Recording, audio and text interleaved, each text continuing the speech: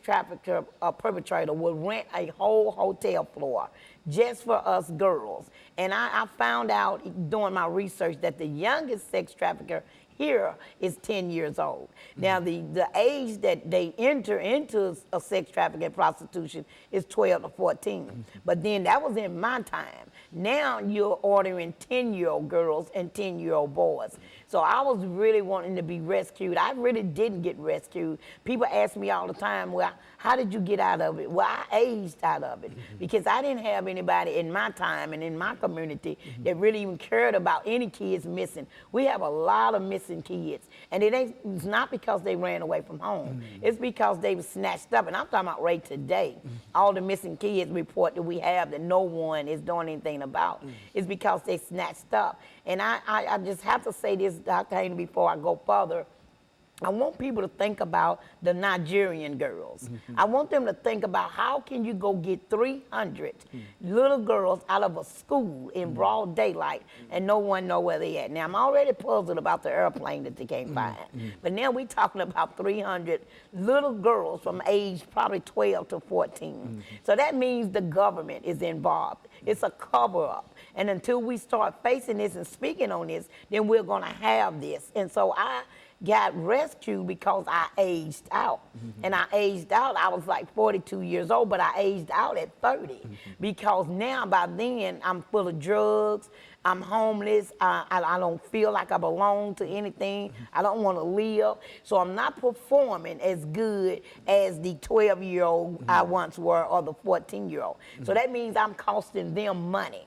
See, you'll cost them money because now they got to feed you more drugs and that means the price is going up.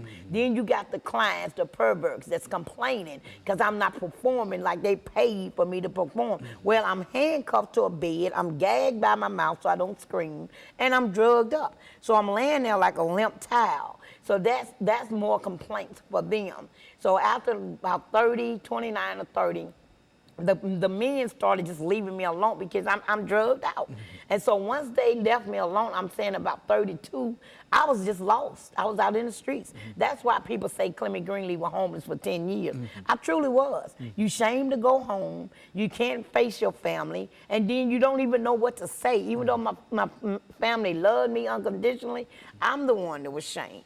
So I lived in the streets for almost 10, 15 years until I was rescued by the program Magdalene House. And one of the young ladies, Regina Mullins, who kind of lived that same lifestyle, she went and got help first, and she came back and got me. So when I entered the Magdalene program at 42 years old, keep in mind now, I'm 42, I feel like I'm an old woman, I'm uneducated, I'm drugged out, and I don't have anything to live for. So when I go in this program, I immediately say, you can't help me, I just want to die. But these people did not give up on me. I mean, this Magdalene program has saved my life. I entered that program in 2001, I came out in 2003, and I never looked back. And so she has been such an inspiration. She is Reverend Becca Stevens, the founder. She has been such an inspiration to me that she has encouraged me to go further. And so she believed in me so much that she sent me to New Orleans, and that's where I've been for the last 18 months. I went down there to help open up a house like Magdalene to go educate them on sex trafficking and also to go to the streets of New Orleans. If you know the streets of New Orleans, the first place you hit is Bourbon Street because everybody have all these call girls or girls swinging in and out the windows and all the prostitutes standing on the sidewalk. Well, then who have once asked one of those ladies, are you here against your will? Because everybody is not there because they want a new Lexus or they want to pay off a college fee. Some people are there because they are forced there. And you got to look and see who's watching you when you talk to the girls. So I made it to New Orleans and I did a lot of speaking. I went and talked to a lot of judges, DAs, police officers, anybody I could talk to, sorority. And I spoke so well about sex trafficking in the United States, period, not just New Orleans, that the governor even offered to bring me back down. And so it's a real problem, you think, in the city of New Orleans, and would that be typical of some of the other cities? It's not as hidden there, perhaps, as it might be in Tennessee. No, the stats show that number one is Atlanta. They show that proves that. Then you got Texas, because it's running down that I-10 line too. So you got 5 states that's really is major in it, and New Orleans just happened to be one of the states that made their laws a little tougher.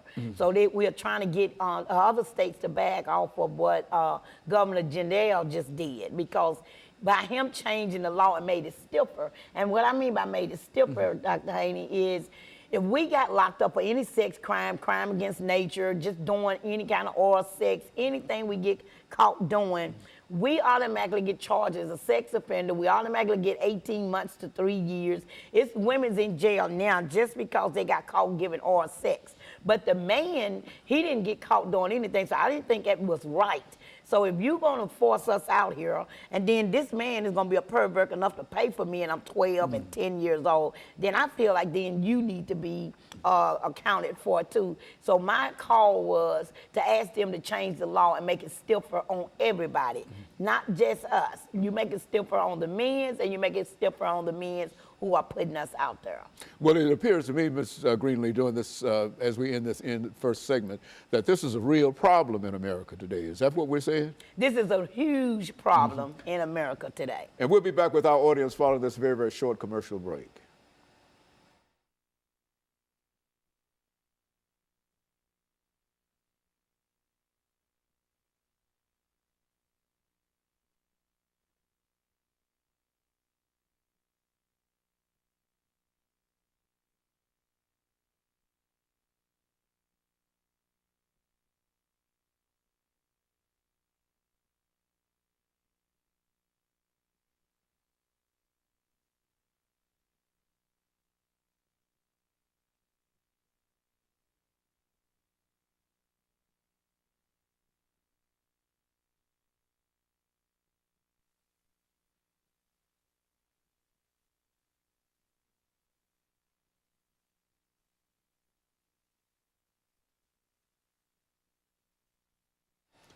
Thank you, and welcome back to the final segment of the show for today. The topic is human trafficking in the state of Tennessee, and Ms. Greenlee has given us some information in reference to what is going on in Tennessee, as well as what might be happening in other states around the nation in reference to human trafficking. Continue our conversation, Ms. Greenlee. Yes, Dr. Haney, I have 3 13-year-old nieces, and I'm scared to death that if I don't stay in their life and in their face talking about sex trafficking and men's and what they're choosing to do, I'm afraid I will lose them. So we have 2 organizations other than the Magdalene program. We have 2 organizations